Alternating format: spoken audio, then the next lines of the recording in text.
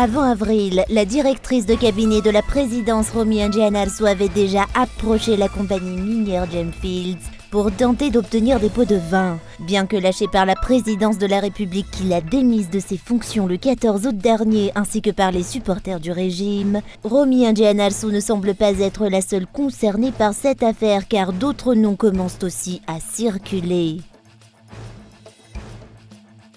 Les inscriptions dans la liste électorale ont été définitivement clôturées le 17 juillet dernier. Or, la rectification des erreurs et des fautes commises dans la liste électorale se poursuit encore.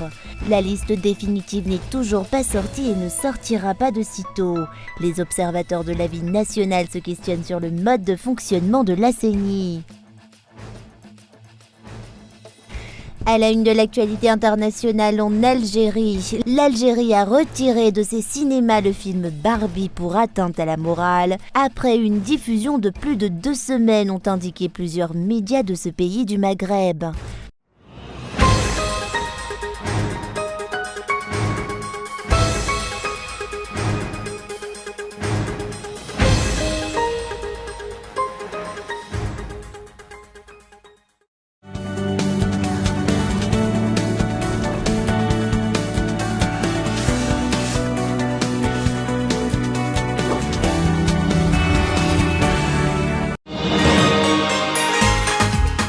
Manahirana mihitsy ny manenjika sy manolo-kosy ny zaza rehefa izy mitetipetika be iny. Lasa mora sy mahafinaritra andra nefa izany hatramin'izay nampiasako ny couche culotte Molfix izay. Rovitika, alako ary ampidiriko indray ny vaovao. Avaliko tsara ilay couche teo aloha dia ariako avy eo. Samy faly ery izaho sy ireo zanako. Dia tahaka izany ny faritany hafaliana rehefa miaraka amin'ny Molfix. Ho antsika mamamo rehetra, andao mampiasa couche culotte Molfix ho an'ny zalantsika mba hitondra fifaliana hatrany. Molfix, mitombo amin'ny fifaliana.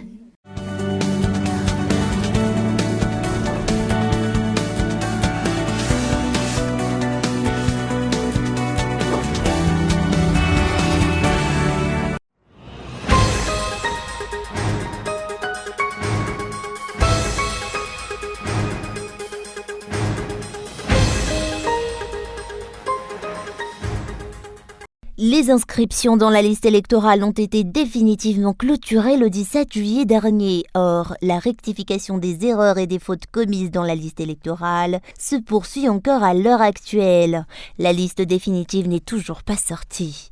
Liste qui ne sortira pas de sitôt. Le porte-parole de la CENI a néanmoins déclaré que la consultation et la vérification de la liste électorale est totalement libre. Elles permettront d'aboutir rapidement à une liste définitive selon les explications. En ce qui concerne le registre national, nous sommes actuellement en phase d'achèvement des corrections. Après cette étape, il sera porté à la connaissance de tous. Et ce ne sont pas uniquement les partis politiques et la société civile qui seront mis au courant, mais tous les citoyens sans exception, vu qu'il sera transmis partout dans l'île.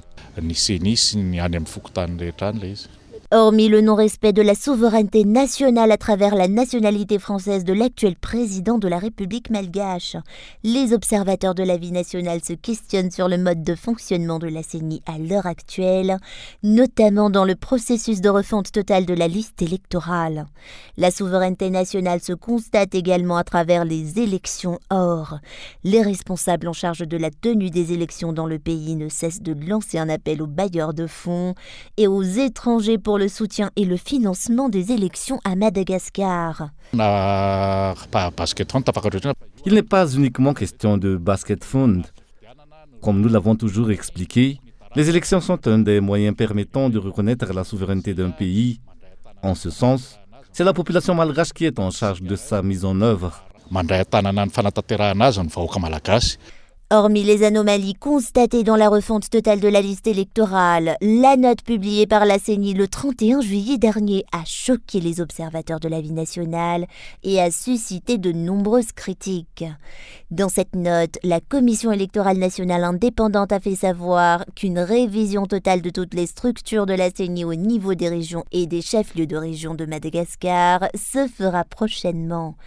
Une disposition vivement critiquée par de nombreux politiciens et interprétée comme malhonnête. De nombreux politiciens s'interrogent sur l'indépendance de la CENI à l'heure actuelle.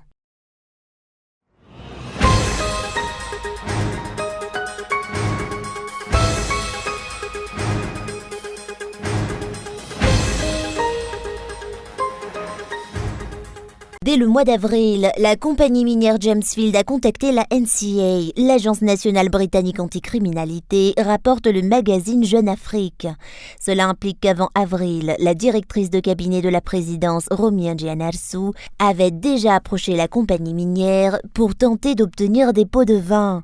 Elle a été prise au piège suite à la dénonciation de celle-ci. En effet, dans sa dernière édition, Jeune Afrique met en exergue le moment où la compagnie minière Gemfields a pris contact avec la NCA qui a procédé à l'arrestation de Romy Ndjianarsou le 10 août dernier à Londres. Il est de ce fait évident que bien avant que la compagnie minière Gemfields ne contacte la NCA, la directrice de cabinet de la présidence avait déjà été en contact avec la compagnie minière. Il est de même évident qu'elle agissait en connaissance de cause de la sortie prévisible du code minier qui a été voté par l'Assemblée nationale le 12 mai. De ce fait, il est aussi évident qu'elle jugeait le moment propice et opportun pour faire pression sur les entreprises qui voulaient avancer dans la phase d'exploitation, d'autant que la compagnie minière Gemfields envisageait de développer ses activités à Madagascar. Depuis 2008, Gemfields détient de nombreuses licences minières dans le pays, à la suite de l'acquisition de la société Oriental Mining, mais elle a été handicapée par le retard de la sortie du nouveau code minier. La directrice de cabinet de la présidence et son associé Philippe Tabuteau demandaient donc 225 000 livres et une participation de 5% dans les projets de Gemfields à Madagascar en contrepartie de licences d'exploitation. Bien que lâchée par la présidence de la République qui l'a démise de ses fonctions le 14 août dernier, ainsi que par les supporters du régime qui imputent son arrestation à une affaire personnelle, Romy Ndjianarsou ne semble pas être la seule concernée par cette affaire car d'autres noms commencent aussi à circuler. Pour les observateurs politiques, il s'avère plutôt difficile pour un directeur de cabinet de la présidence d'octroyer des licences d'exploitation à Gemfields, une responsabilité qui incombe uniquement au ministère des Ressources minières. Certains analystes ont la certitude de l'existence de complicités. Vu que c'est une institution étrangère, en l'occurrence l'agence britannique qui lutte contre la corruption qui a procédé à l'arrestation de Romy Ndjianarsou, il est peu probable que des actions de médiation en sa faveur puissent être menées. Le verdict du procès qui aura lieu le 8 septembre prochain ainsi que le résultat des éventuelles investigations que sont censées initier les autorités judiciaires malgaches sont donc attendus. Par ailleurs, le profil de Philippe Tabuteau, l'associé de Romy Ndjianarsou, se précise. D'après le journal Le Monde, Philippe Tabuteau n'apparaît pas dans l'organigramme officiel de la présidence mais il appartient avec Gérard Persaud, chargé du plan émergence sous Gérard Askinazi, récemment recruté pour améliorer l'image du président à l'étranger, au petit groupe de Français dont s'est entouré Andra Dzweln. Il est président de la société Impact Capital, spécialisée dans le conseil aux entreprises et au gouvernement et dont le siège se trouve à Genève.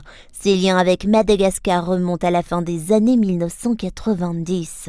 Maintenant, la question se pose de savoir si la compagnie minière Gemfields a été la seule compagnie minière à avoir été approchée par des proches du chef de l'État avant la sortie du nouveau code minier. Y en a-t-il d'autres qui n'ont pas eu l'audace de porter leur dénonciation au niveau international ou tout simplement auprès de la justice malgache ?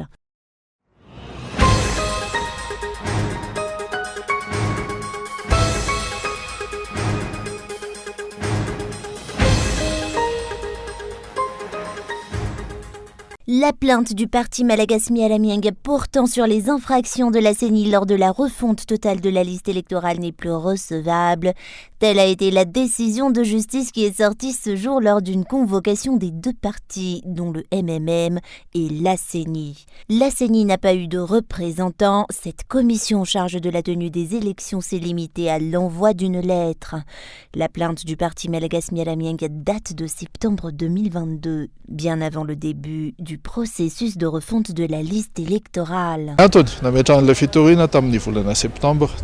Nous avons déposé cette plainte en septembre, vu que nous estimons que la note prise par la CENI n'est pas conforme à la loi. Cette note de la CENI avait donné aux agents recenseurs le pouvoir de se charger des tâches du comité local de recensement et nous estimons que ce n'est pas légal. Lors de la seconde convocation de la justice ce jour, suite à la plainte du parti Malagas Meramieng, la CENI a émis une réponse mais ne s'est pas présentée à cette convocation de la justice.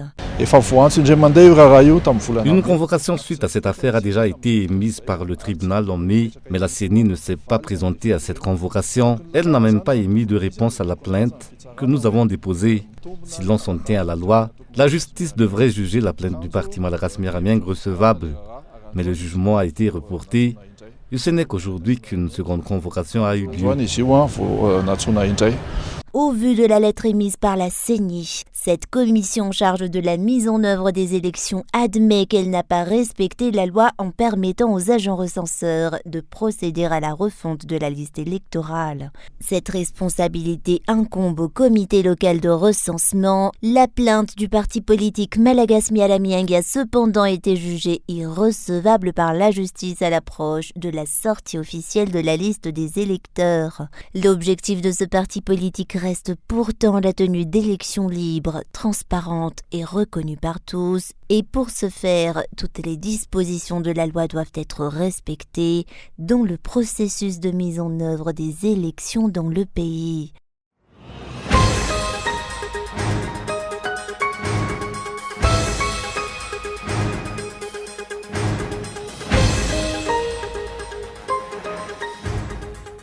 Les dirigeants sont les premiers à devoir respecter les lois en vigueur et la Constitution dans le pays. À l'approche des élections, les partis politiques subissent des répressions et des injustices à l'heure actuelle. Telle a été la déclaration de l'ancien président Eradon Armampian ce jour à Anjar. Or, les dirigeants actuels piétinent la liberté d'expression et la liberté de mouvement des citoyens. Ils exercent des pressions sur les partis politiques lors des tournées régionales. Que tiennent certains partis selon les explications? L'affaire de corruption dans laquelle se retrouve le directeur de cabinet de la présidence démontre clairement la corruption qu'exercent les collaborateurs de l'actuel président de la République malgache, d'après 7 anciens chefs d'État. Cet ancien président de la République malgache figure parmi ceux qui ont subi des entraves lors de sa tournée régionale la semaine dernière. Nul ne se place au-dessus des lois. Le régime actuel piétine sciemment la liberté d'expression dans le pays, a-t-il dénoncé ce jour. Ce serait une erreur de notre part de ne pas faire part de notre perception de l'application des lois sur le terrain. L'application des lois est boiteuse à l'heure actuelle. Nous sommes dans la répression, la violence et l'intimidation, ainsi que la manipulation en matière d'application de la loi à Madagascar. Face à l'affaire de corruption du directeur de cabinet de la présidence de la République, Romi Ndjianarsou, accusé de tentative de racket de 1,3 milliard d'ariary auprès de la société d'exploitation de pierres précieuses Gemfields. Cet ancien président de la République a déclaré que c'était une honte pour le pays de voir un proche collaborateur de l'actuel président de la République s'adonner à de la corruption à grande échelle. Il est perceptible de l'extérieur que d'autres affaires encore plus douteuses se font probablement dans les hautes sphères du pouvoir à l'insu du peuple malgache, a-t-il dénoncé. La question se pose de savoir que se passe-t-il réellement dans les hautes sphères du pouvoir. Ils se sont justifiés en avançant qu'elle était en vacances. Être en vacances signifie-t-il que l'on n'est plus un haut responsable étatique? Le respect des lois en vigueur et la démocratie est une des garanties de l'apaisement dans le pays. Chacun doit être libre de s'exprimer et d'aller et venir partout dans l'île, conformément à ce que prévoit la Constitution malgache selon lui.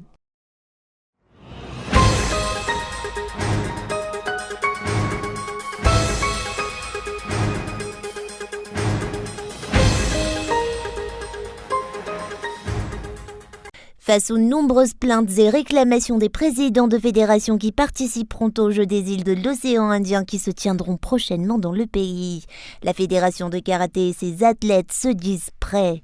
Le karaté est l'une des premières disciplines à Madagascar à prétendre que tout dans leur préparation est prêt. À l'approche des Jeux des îles de l'océan Indien à Madagascar, le karaté qui est l'une des disciplines signataires des critiques émises le 7 août 2023 dernier, face à l'organisation bâclée des structures en charge de la préparation des Jeux des îles dans le pays et qui a réclamé une prise de responsabilité de toutes les structures concernées. Les athlètes de karaté ont pu bénéficier de tout le nécessaire pour leur préparation selon un athlète, et cela allant du regroupement à l'hébergement. Tout se déroule bien pour cette discipline selon les responsables.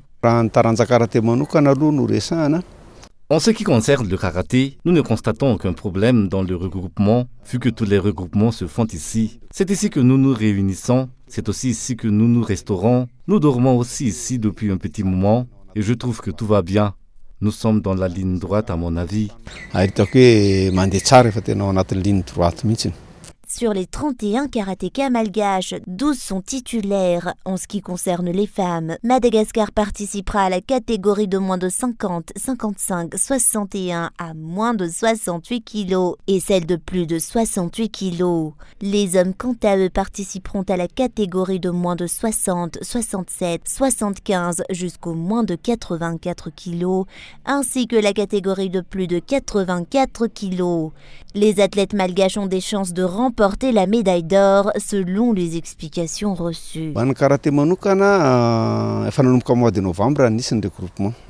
En ce qui concerne le karaté, les regroupements de tous les athlètes présélectionnés dans l'équipe nationale se sont tenus depuis le mois de novembre. Plusieurs critères ont été imposés.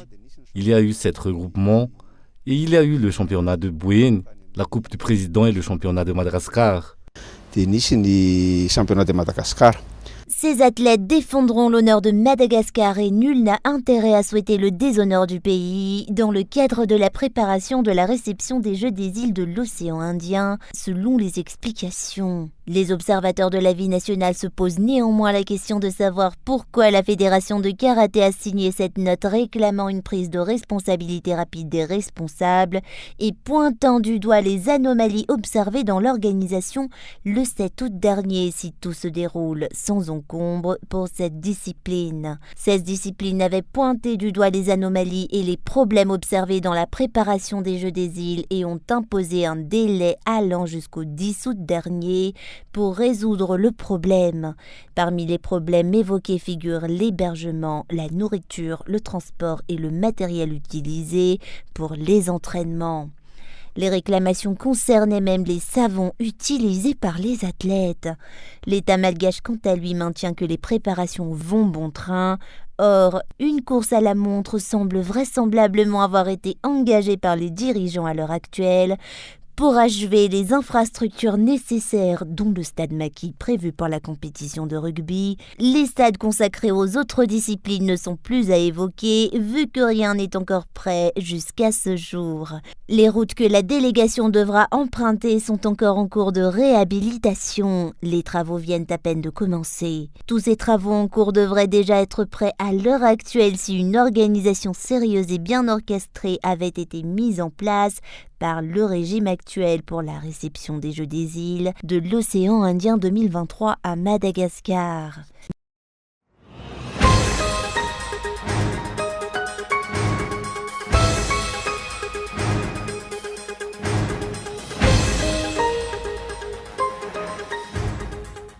La vente de fournitures scolaires à prix abordable tenue par l'association des femmes du parti Malagasy Mialamianga s'est poursuivie ce jour dans la commune d'Ambuchmanzak, district d'Ambujachim. Le VMMM, Veivav Malagasy Mialamianga, a pour objectif d'alléger les parents à l'approche de la rentrée scolaire. C'est aussi un soutien aux mères de famille face à l'augmentation du prix des fournitures scolaires à l'heure actuelle. Les parents d'élèves se plaignent tous de la situation dans la capitale. Cette action sociale annuelle du VMMM continue d'alléger de nombreux foyers.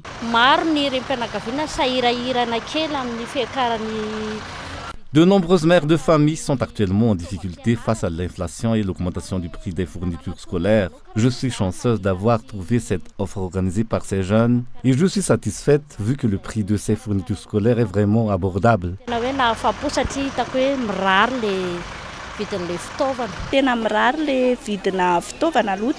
Les fournitures scolaires sont vraiment très chères sur les marchés à l'heure actuelle. Cette action visant à vendre des fournitures à moindre coût nous allège vraiment. Le VMMM vise chaque année la vente de fournitures scolaires à moindre coût. Les prix sont à la portée de toutes les bourses afin de soutenir les familles en difficulté.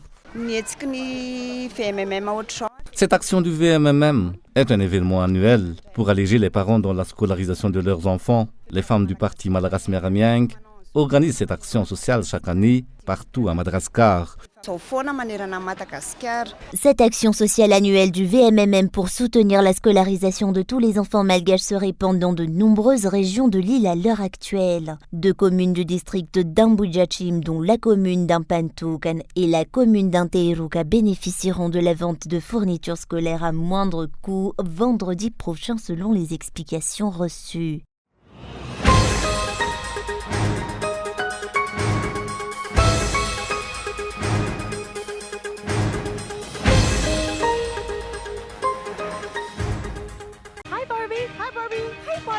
Le phénomène planétaire tire sa révérence en Algérie après près d'1 mois d'exploitation. Pas d'annonce officielle du ministère algérien de la Culture, juste un retrait des salles en toute discrétion dans les pas du Koweït et du Liban. Une situation dénoncée par Amnesty International. Ces interdictions s'inscrivent dans le cadre de la censure et de la répression de la liberté d'expression en Algérie et au Koweït. Les décisions d'interdire le film Barbie doivent être annulées. Plusieurs pays ont retardé le lancement des aventures de la poupée blonde, mais c'est le Koweït qui a été le premier à l'interdire afin de préserver l'éthique publique et les traditions sociales. Suivi par le Liban, où le ministre de la Culture a déclaré que le film faisait la promotion de l'homosexualité et de la transidentité et sapait le rôle traditionnel du père dans la famille.